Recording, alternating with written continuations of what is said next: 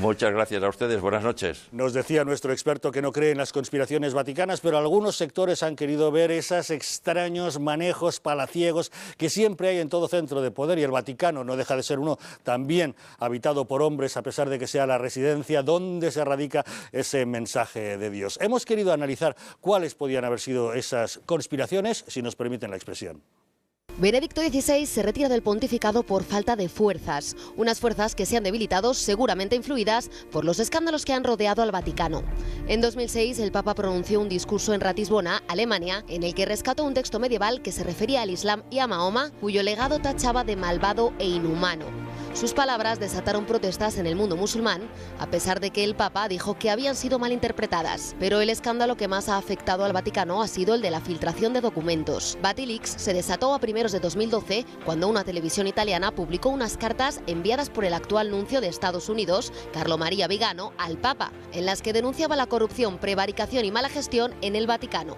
Benedicto XVI creó una comisión cardenalicia presidida por el español Julián Herranz para esclarecer las filtraciones, pero el escándalo estalló realmente cuando se publicó el libro Sua Santità, que recoge más de un centenar de documentos reservados enviados al Papa y a su secretario. Poco después, el exmayordomo del Papa, Paolo Gabriel, fue detenido tras encontrar en su domicilio miles de documentos enviados al Papa, algunos de los cuales estaban publicados justamente en ese libro. A esto se suma Ettore Gotti Tedeschi, exdirector de IOR, Banco del Vaticano, relacionado con transferencias de fondos. Hasta hace poco, este economista compaginaba la presidencia del Instituto para las Obras de Religión, la banca de la Santa Sede y la del Santander Consumer Bank en Italia. Intentó modernizar el Instituto para las Obras de Religión, IOR, para que se adaptase a los estándares de transparencia financiera hasta que fue cesado. La Fiscalía consideraba que el exbanquero del Papa había de conocer los secretos de la operación que motivó que la entidad financiera pidiese 3.900 euros al Estado italiano para evitar la bancarrota. Tedeschi fue el hombre que en 2007 hizo de enlace en la venta del banco Anton Veneta. No podemos pasar por alto a Bertone, nombrado en 2006 secretario del Estado Vaticano por Benedicto XVI y quien 3 años más tarde nombró a Tedeschi director del Banco Vaticano, fue también quien le cesó. En una entrevista exclusiva a Intereconomía, Tedeschi afirmó que tras los escándalos como el de Vatilix, el Papa podría salir reforzado.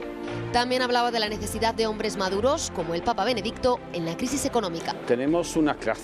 Necesitamos una clase de hombre mucho más maduro que hoy. Como Benedicto, nuestro Santo Padre Benedicto ha explicado en Caritas en Veridade, el nihilismo dominante, esta cultura, nos pone en una situación bastante difícil para que conseguimos retomar el control de los instrumentos que hemos perdido. Lo cierto es que parece que el Papa no se ha sentido con las fuerzas suficientes para luchar contra esto. Mientras tanto, Bertone, el camarlengo del Vaticano, será al parecer quien quede a cargo de la Santa Sede hasta la elección del nuevo Papa. Será él quien convoque el cónclave que elegirá entre los electores menores de 80 años, un hombre puesto en entredicho muchas veces por sus actitudes en el Vaticano.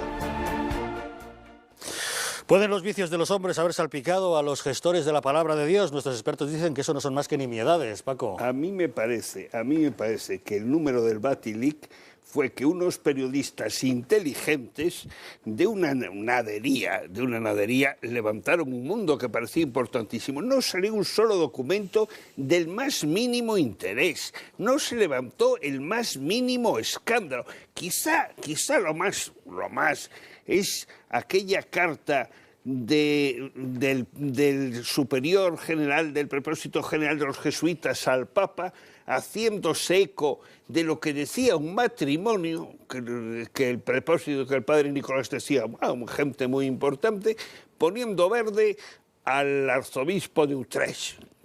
Eso es una tontería. Los amores del Papa Paoletto... Paoletto era su camarero, pues una persona a la que veía, pero si mañana a cualquiera de los que están viendo la televisión o los que estamos aquí, la chica que tienen en su casa le roba 1.000 euros y la despiden, ninguno se suicida por haber despedido a esa chica, ni entra, ¡qué horror, qué cosa más tremenda! Eso del Vatilix es un cuento que han engrandecido y que al Papa, hombre, gustarle no le ha gustado, pero le ha gustado por el eco, no por la importancia de los papeles que salieron a relucir. Eso pienso yo. ¿Coincides, Alberto? Coincido absolutamente. Es decir, yo pienso que los famosos escándalos vaticanos, bien, en la Santa Sede hay hombres, y los hombres son corruptibles y los hombres se equivocan.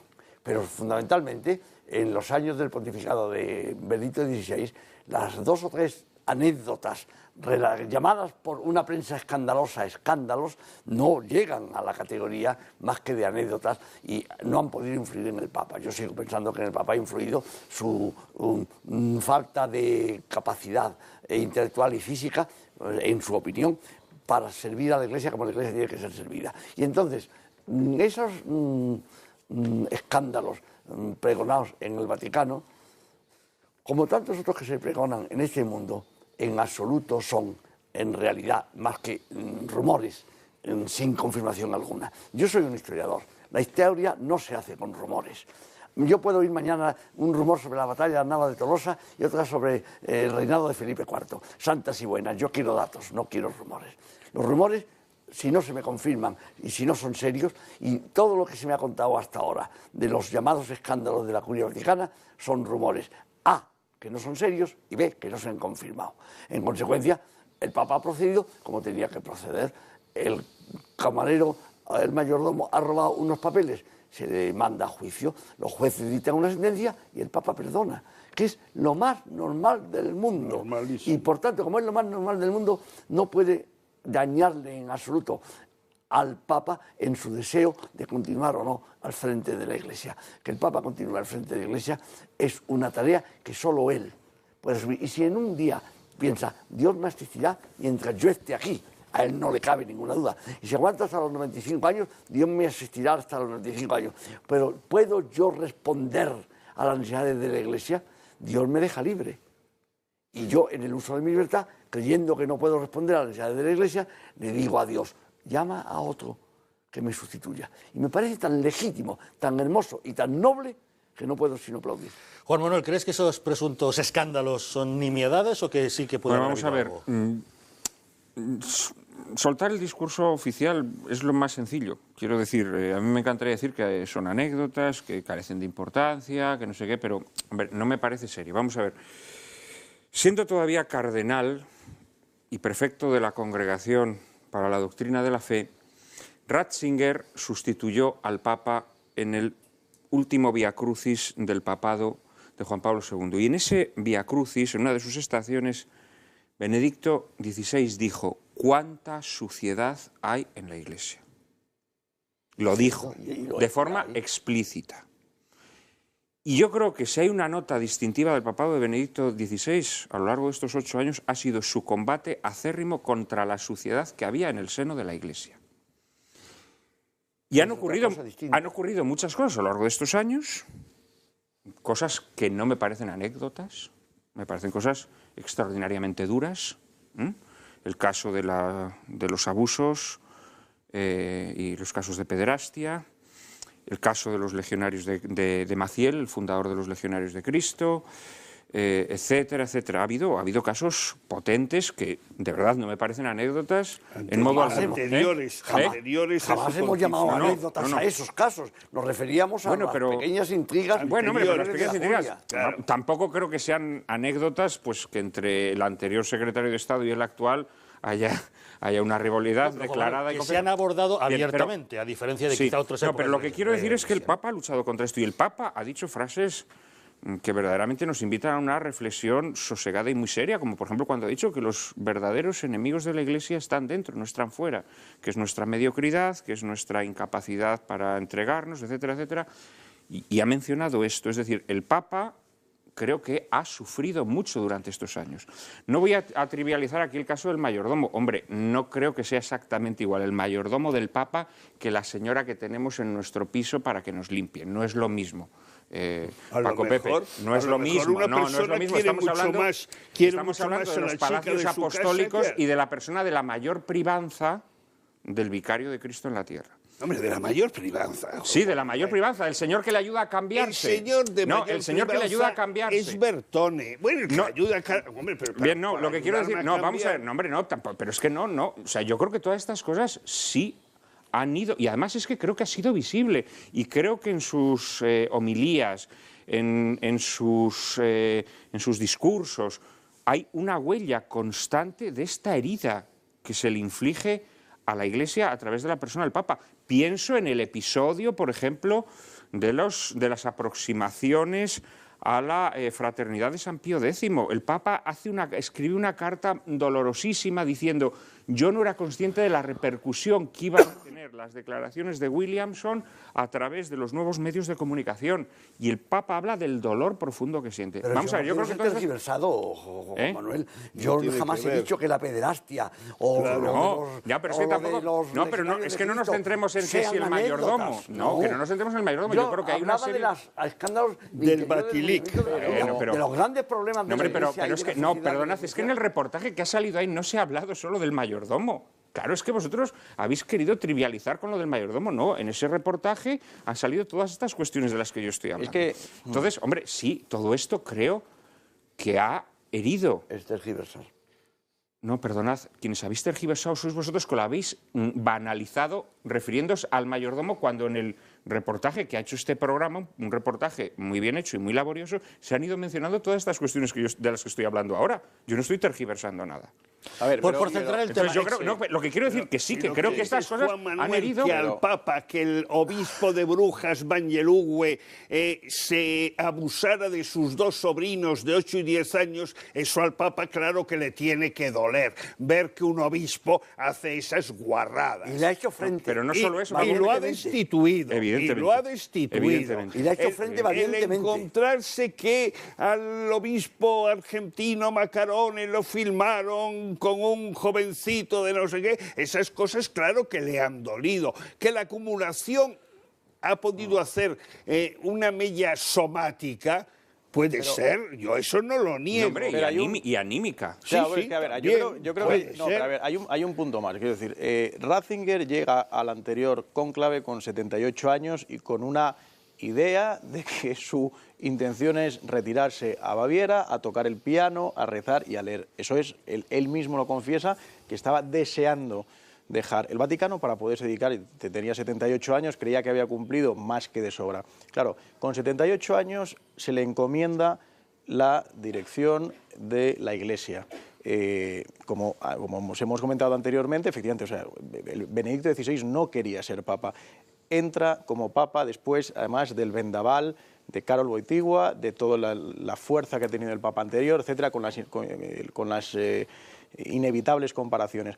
Y empieza a estallar, efectivamente, todo el tema de la pederastia, de un obispo de no sé cuántos, de esto, de lo otro. Sí, pero Alex, permíteme una pregunta directa. Sí. Más allá de estos casos puntuales, evidentemente, que pueden afear la conducta de algunos individuos dentro de la Iglesia, ¿existen las conspiraciones vaticanas? Entonces a eso voy. Entonces, yo creo que tú preguntabas al principio del programa un papa con indudablemente más luces que sombras. Quizá una de sus sombras que habría que analizar es que ante todos estos escándalos, el equipo que ha elegido el propio papa y que ha rodeado a este papa es un equipo bastante discutible. Estamos hablando de cardenales, de hombres de Iglesia que están en el Vaticano, que han tenido unas meteduras de pata importantes, que han tenido una serie de reacciones ante distintas actuaciones que ha habido en la Iglesia que han sido muy cuestionadas. Estamos hablando desde el secretario de Estado, que efectivamente ha tenido enfrentamientos más o menos solapados con el anterior.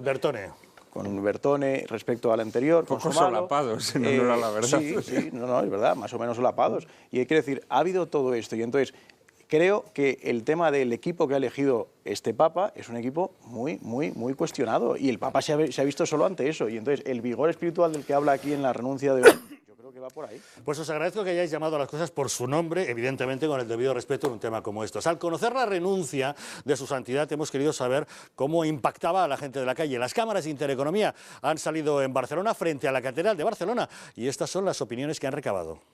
Pues yo lo veo correcto, si no se siente con fuerzas para llevar a cabo su tarea.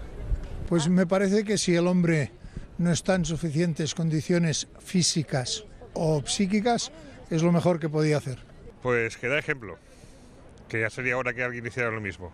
Yo lo respeto, pero me he quedado sorprendida, Y eso que soy católica y practicante, ¿eh? Algo inesperado que nadie se esperaba, pero bueno, si es su decisión, pues tendremos que ver los motivos por los que ha sido y eso. Me parece que no sería el único que tendría que renunciar a su cargo. Tiene derecho a hacerlo. He hecho muy bien, es un hombre muy inteligente. Si esa es la razón, pues es lo correcto. Es un puesto de mucha responsabilidad. Bueno, pues bien. Lo tenía que haber hecho antes también. Bueno, si él lo cree así, pues ya, ¿qué vamos a hacer nosotros, no? Me parece correcto. Hombre, yo creo que allá está muy cansado de tanto viajar. Bueno, a mí me gustaría que cogieran un español o francés. Italia. Intentó modernizar el Instituto para las Obras de Religión, IOR, para que se adaptase a los estándares de transparencia financiera hasta que fue cesado. La Fiscalía consideraba que el exbanquero del Papa había de conocer los secretos de la operación que motivó que la entidad financiera pidiese 3.900 euros al Estado italiano para evitar la bancarrota. Tedeschi fue el hombre que en 2007 hizo de enlace en la venta del banco Anton Veneta. No podemos pasar por alto a Bertone, nombrado en 2006 secretario del Estado Vaticano por Benedicto XVI y quien 3 años más tarde nombró a Tedeschi director del Banco Vaticano, fue también quien le cesó. En una entrevista exclusiva a Intereconomía, Tedeschi afirmó que tras los escándalos como el de Batilix, el Papa podría salir reforzado. También hablaba de la necesidad de hombres maduros, como el Papa Benedicto, en la crisis económica. Necesitamos una clase de hombre mucho más maduro que hoy.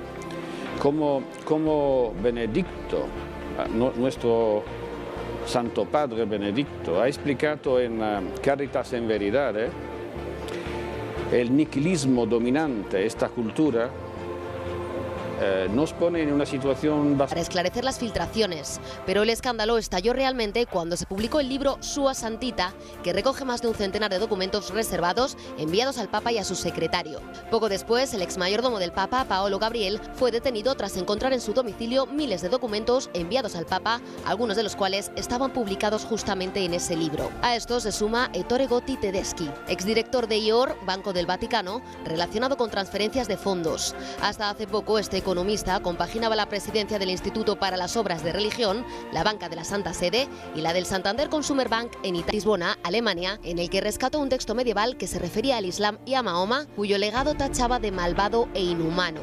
Sus palabras desataron protestas en el mundo musulmán, a pesar de que el Papa dijo que habían sido malinterpretadas. Pero el escándalo que más ha afectado al Vaticano ha sido el de la filtración de documentos. Batilix se desató a primeros de 2012, cuando una televisión italiana publicó unas cartas enviadas por el actual nuncio de Estados Unidos, Carlo María Vigano, al Papa, en las que denunciaba la corrupción, prevaricación y mala gestión en el Vaticano. Benedicto XVI creó una comisión cardenalicia presidida por el español Julián Herranz. Muchas gracias a ustedes. Buenas noches. Nos decía nuestro experto que no cree en las conspiraciones vaticanas, pero algunos sectores han querido ver esos extraños manejos palaciegos que siempre hay en todo centro de poder, y el Vaticano no deja de ser uno también habitado por hombres, a pesar de que sea la residencia donde se radica ese mensaje de Dios. Hemos querido analizar cuáles podían haber sido esas conspiraciones, si nos permiten la expresión. Benedicto XVI se retira del pontificado por falta de fuerzas, unas fuerzas que se han debilitado, seguramente influidas por los escándalos que han rodeado al Vaticano. En 2006, el Papa pronunció un discurso en